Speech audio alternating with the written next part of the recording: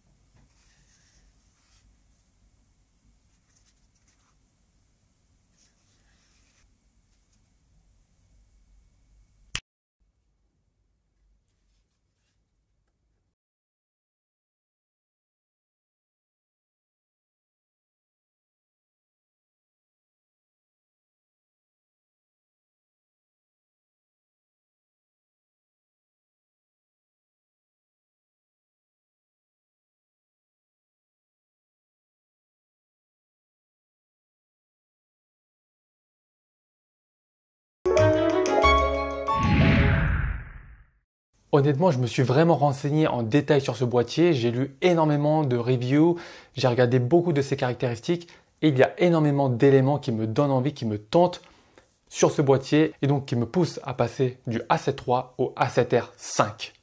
Jusqu'à présent, le A7 III convenait à tous mes besoins, même professionnellement. C'est pour ça que je te le dis et je te le répète encore.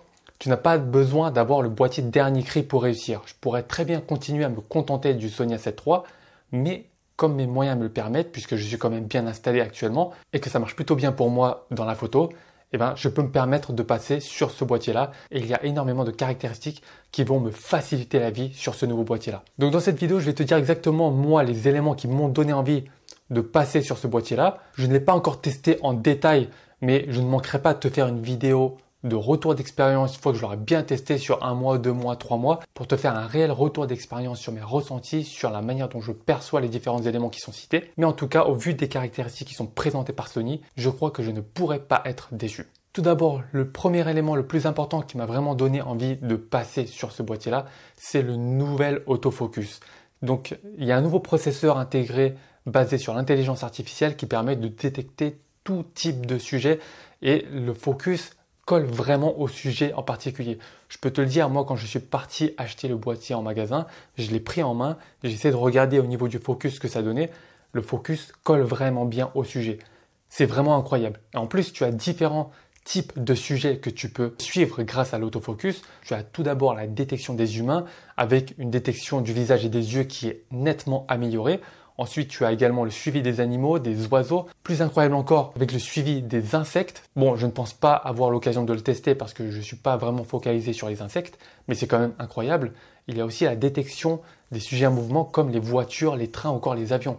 C'est juste incroyable. Franchement, le nouveau processeur basé sur l'intelligence artificielle fait vraiment passer ce nouveau boîtier Sony sur une autre dimension. Et honnêtement, j'ai hâte de tester ça.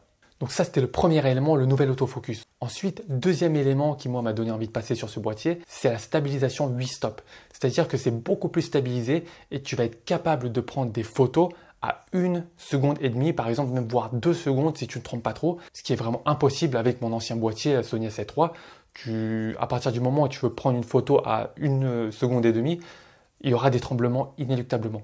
Là, en tout cas, c'est présenté comme étant possible de faire des photos à 1 seconde et demie, voire 2 secondes. Et c'est incroyable. C'est incroyable. Donc, pour faire des petites pauses longues, c'est vraiment super. T'as pas besoin de trépied pour ça. Et le fait d'avoir juste le boîtier en main et pas avoir besoin de te prendre avec toi ton trépied, moi, je sais que c'est assez contraignant. Parfois, quand je me déplace dans les shootings, toujours avoir beaucoup de matériel sur soi, c'est assez contraignant. Là, le fait juste d'avoir un boîtier, de savoir que c'est relativement bien stabilisé et qu'on va pouvoir shooter à main levée jusqu'à 1 seconde, voire 2 secondes, c'est vraiment excellent. Ça aussi, j'ai hâte de le tester et c'est vraiment pour moi une grande nouveauté. cette superbe stabilisation intégrée au boîtier. J'ai hâte de voir ça. Ensuite, troisième élément super important, si tu as suivi mes précédentes vidéos, tu as dû déjà voir à plusieurs reprises que je reprochais ce problème sur mon Sony A7 III, c'est l'écran qui est orientable sur 4 axes dorénavant. Donc c'est vraiment le système 4D. Tu peux vraiment l'orienter à la verticale, à l'horizontale. Vraiment, c'est quasiment dans tous les sens, quoi. Donc maintenant, pour shooter les portraits en format vertical à ras du sol, j'ai plus besoin de me coucher sur le sol, mais je peux incliner et orienter l'écran comme bon me semble. Donc ça, c'est vraiment un gros plus. Donc honnêtement, ça, rien que ça, déjà, c'est pour moi un argument pour changer d'appareil photo, même si je pouvais, encore une fois, bien me satisfaire de mon A7 III et je pourrais continuer à le faire pendant plusieurs années puisque les caractéristiques présentées par le Sony A7 III sont toujours excellente. Je t'ai d'ailleurs fait une vidéo par rapport à ça. Si tu ne l'as pas vu, mets-la en favori et tu iras la voir juste après cette vidéo-là. Mais honnêtement, l'écran orientable, c'est très très important pour moi. Point suivant qui rejoint exactement le point que je viens de citer juste maintenant concernant l'écran, c'est l'écran tactile qui a été amélioré.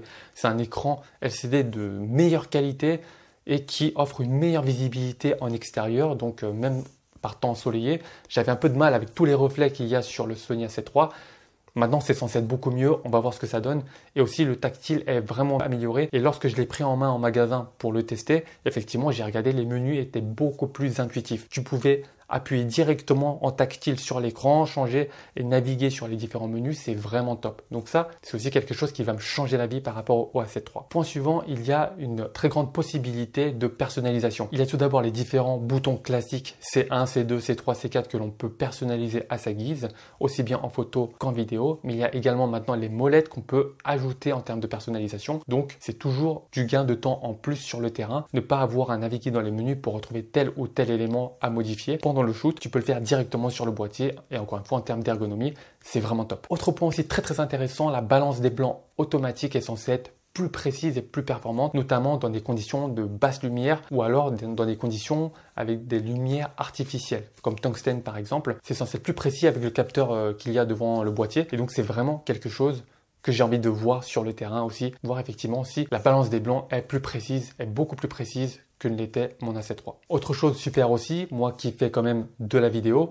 c'est la possibilité de filmer en 4K 50 fps sans crop. Donc ça aussi, un gros plus pour faire de la vidéo et faire des petits ralentis, c'est vraiment top. Parmi les autres petits plus que je mettrais sur ce boîtier, alors qui ne font pas partie des critères pour moi qui sont déterminants, mais c'est toujours des petits plus, c'est le capteur avec une résolution de 61 millions de pixels. Donc ça, c'est vraiment une résolution au top, mais on n'a pas toujours besoin de 61 millions de pixels. Jusqu'à présent, je shootais avec mon A7 III dans le cadre professionnel pour mes clients et c'était toujours satisfait. 61 millions de pixels, ça peut être utile notamment si tu as besoin de cropper dans l'image, si tu as besoin de recadrer et de zoomer dans l'image, tu auras toujours une superbe définition. Ça peut être très utile dans ces cas-là, mais il faut aussi savoir qu'en contrepartie, ça prend énormément de place sur tes disques durs. Donc, il faut savoir jongler. Mais l'avantage avec ce boîtier, effectivement, c'est que tu pourras choisir la taille qui te convient, c'est-à-dire 60 millions de pixels, 24 millions de pixels et 15 millions de pixels, il me semble, de mémoire. Mais tu peux choisir effectivement la taille du fichier RAW que tu vas sortir. Tu vas utiliser le 61 millions de pixels si vraiment tu veux une qualité maximale. Sinon, en temps normal, tu peux être sur du 24 millions de pixels. C'est largement suffisant. Autre nouveauté sur ce nouveau boîtier, la possibilité de filmer en 8K, 24 images par seconde. Il y aura effectivement un crop de 1,2 fois, mais possibilité de filmer en 8K. Donc pour moi, c'est pas déterminant. Encore une fois, on va pas tous filmer en 8K. Ça va prendre énormément de place. La qualité sera maximale. Mais encore une fois, est-ce qu'on en a vraiment besoin aujourd'hui? Voilà. C'est pour ça que je te dis, c'est un petit plus encore pour le boîtier, mais ce n'est pas pour moi un critère déterminant qui a fait mon choix pour l'achat de ce nouveau boîtier. Autre point très intéressant, alors en vidéo, c'est le profil d'image S-Cineton. Donc ça, c'est censé donner une teinte plus naturelle aux couleurs de peau, avec des belles couleurs directement en sortie de boîtier, avec un rendu un petit peu cinématographique, notamment très utile pour ceux qui n'ont pas le temps d'étalonner leurs vidéos et qui filment en S-Log 3. Alors j'ai aussi hâte de tester et voir ce que ça donne. S-Log 3, effectivement, au premier abord, ça va toujours donner une plus grande plage dynamique, mais ça va toujours demander beaucoup plus de travail en termes d'étalonnage et tout ça. Il me semble qu'en termes de plage dynamique, tu vas être autour de 14 stops et sur le S-Cineton, tu vas être autour de 11 stops. Donc tu perds quand même 3 stops sur le profil d'image S-Cineton. Mais encore une fois, j'attends de voir si ça peut vraiment être le profil que j'utilise le plus puisqu'on n'a pas toujours le temps de faire tout l'étalonnage, etc. sur le S-Log 3. alors que ça va aller beaucoup plus vite sur le Cineton. Donc si tu as besoin d'avoir un travail rapide ou si tu n'as simplement pas envie de passer des heures à faire l'étalonnage en post-production, tout simplement le Cineton pourrait correspondre à ton besoin. Et enfin, dernier petit point que je voulais citer sur ce boîtier, c'est le mode bulbe. Donc c'est ce qui te permet de faire des pauses longues supérieures à 30 secondes. Donc sur mon Sony A7 III, on pouvait effectuer une pause longue sur le boîtier jusqu'à 30 secondes maximum.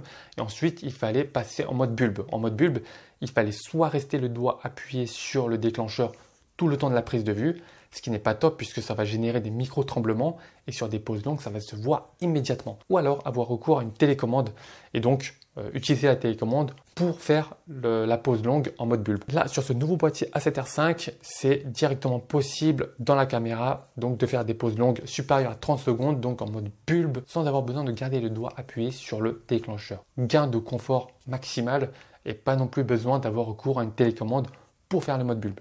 Donc voilà, je t'ai donné pour moi les principales caractéristiques qui m'ont donné envie de changer pour ce nouveau boîtier-là. Bien sûr, ce n'est pas exhaustif.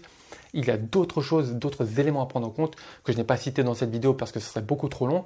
Mais il y a vraiment beaucoup d'améliorations sur ce nouveau boîtier-là par rapport au Sony A7 III qui, encore une fois, je le répète, fait un excellent travail et fera toujours un excellent travail dans les années à venir. Encore une fois, si ton budget te le permet, bah vas-y, prends-toi le A7R5. Mais si tu cherches un bon boîtier, même un très bon boîtier avec un très bon rapport qualité-prix, aujourd'hui, le A7 III peut parfaitement correspondre à tes besoins. Si tu débutes la photo, télécharge ton guide gratuit, c'est le premier lien en description. Je te présente les 5 meilleurs appareils photo pour débuter dans les meilleures conditions et ce, avec un petit budget. Je te dirai également moi quel serait mon choix si je débutais la photo. Et à la fin de ce guide, tu auras un petit cours sur le triangle d'exposition pour te permettre de maîtriser ouverture, vitesse, ISO qui sont pour moi les bases indispensables si tu veux durer dans la photo. Si tu apprécies la vidéo, clique sur le bouton like et surtout abonne-toi pour plus de conseils et devenir un meilleur photographe après chaque vidéo.